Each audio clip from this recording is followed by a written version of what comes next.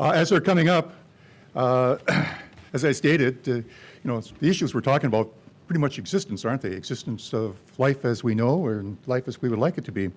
But I know that some of the people here are trying to find out what's going on.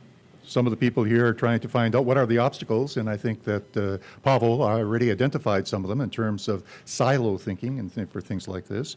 And also, we're interested in what can we do? What can we do to try, can we as individual countries, what can we do to try to make advances?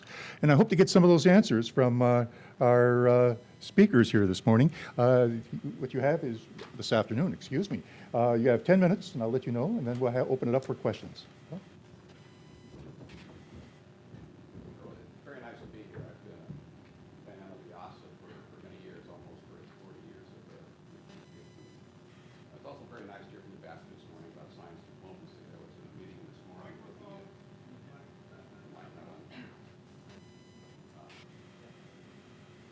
Sorry, I started by saying I've been a fan of IIASA for a very long time, mainly by having several mentors in the 1980s when the U.S. government backed out of IIASA, and it was the U.S. academic community that maintained U.S. participation until the government came back in. And I thought it was also very nice this morning that the ambassador mentioned science diplomacy. I was at a meeting this morning of science advice in foreign ministries where there are 4 science advisors to 4 foreign ministries, U.S., UK, New Zealand, and Japan. And they're having a meeting tomorrow trying to encourage other foreign ministers to think how they can incorporate more science and technology into their foreign policy. But let me tell you how I got involved with the whole issue of Sustainable Development Goals when I was in the State Department in 2013 and 2014. In part, it was because there was a mandate to the UN professional staff to strengthen the science policy interface related to what became the 2030 Agenda. And first, it was something called the Global Sustainable Development Report, which was another one of the mandates that over this next 15 years, there will be this report produced by the UN system every year, in fact, although it'll vary on how big or how small it is. And the professional staff wanted to ensure that it was really interacting with the scientific community of the world in producing this report, so these reports were not sort of one-off exercises, but actually was a process of involvement that would last over this period. The second way I've been involved, particularly after leaving the government, was another one of the initiatives created at the 2030 Agenda. It's called the Technology Facilitation Mechanism. Although it doesn't deal just with technology, it came out of the Addis Ababa meeting, which is right before the UN meeting in September. There has been a debate among developed and developing countries for many years dealing with intellectual property, sometimes a not very useful debate, but actually there was a consensus on what should be a part of the 2030 Agenda relating to technology, and that was this technology facilitation mechanism.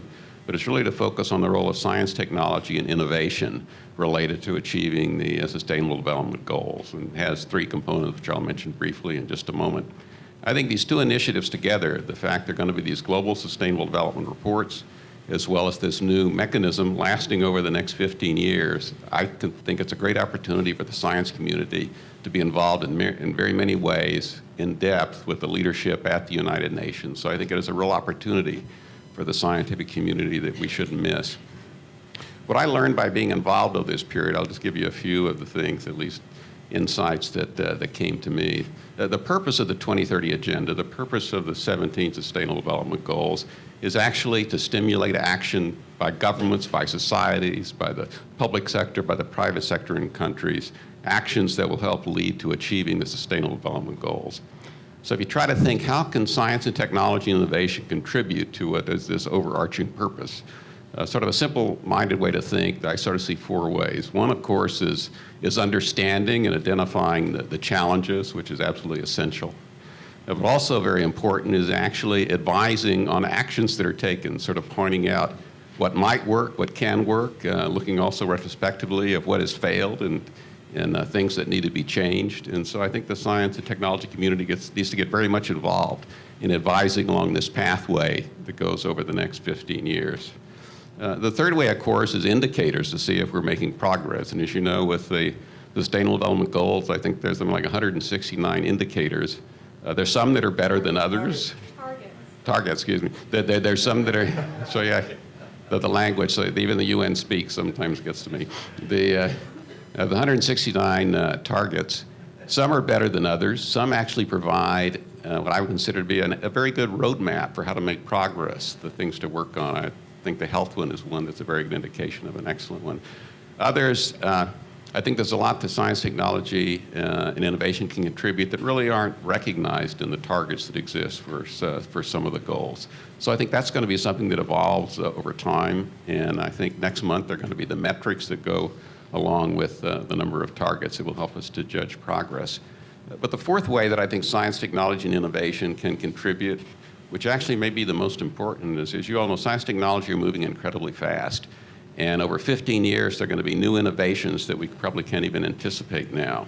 So I think one of the most important things for the science and technology community to do is to help stimulate the possibilities of new innovative approaches for dealing with these issues. And that's really going to be in part from investments in research and development, thinking about the challenges and what new technologies, new options that might exist to make progress faster.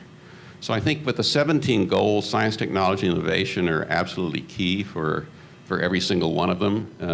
As you heard from Pavel, there are all these interconnections, so we have to use systems thinking. I think that's what the IIASA is parallel at, and it's reminding us of the importance of that there are trade-offs in some cases between the goals. But if we use system thinking, we can maximize, I think, achieving them all.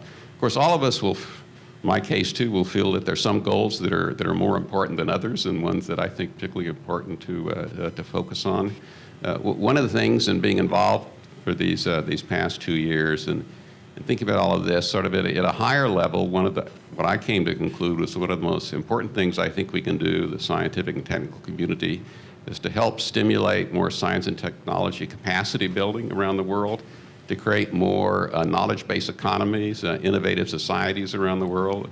If we look at what is going to be the main contribution of our generation to future generations, is probably expanding human knowledge and human capacity, building that in every country so they use more scientific input in their decision making. And I think there are several of the goals that are extremely important related to this overarching issue of building more science and technology capacity, more innovative thinking in countries. The last thing, just to come back briefly to the technology facilitation mechanism, so you're aware of it in case you're interested. There are 3 aspects. One is there's an interagency task team of the UN agencies with 10 outside advisors, of which I am one. Professor Nakachenovitz from IIASA is another, both from civil society as well as from science. There is a forum, the first one that's going to occur in early June in New York, again focusing in on science, technology, innovation. And there's going to be an online platform to enable participants everywhere to be involved, to make it a process as opposed to one-time events. So I'd encourage you that are interested both being involved in this technology facilitation mechanism, as well as a process that's going on in the UN producing these global sustainable development reports. I think there are lots of opportunities for the science community to be part of that. And lastly, my last comment is, since the purpose of the 17 goals is to stimulate action, as you know, there's no binding treaty on what countries need to do in this case. So it's like the case with climate.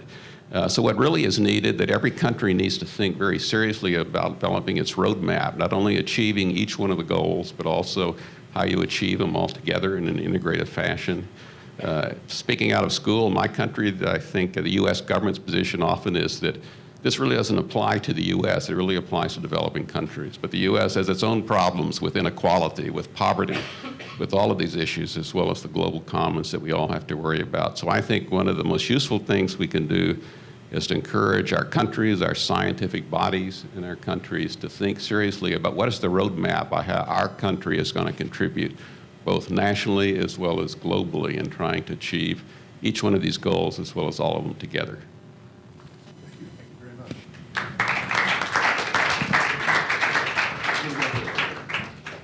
Wolfgang,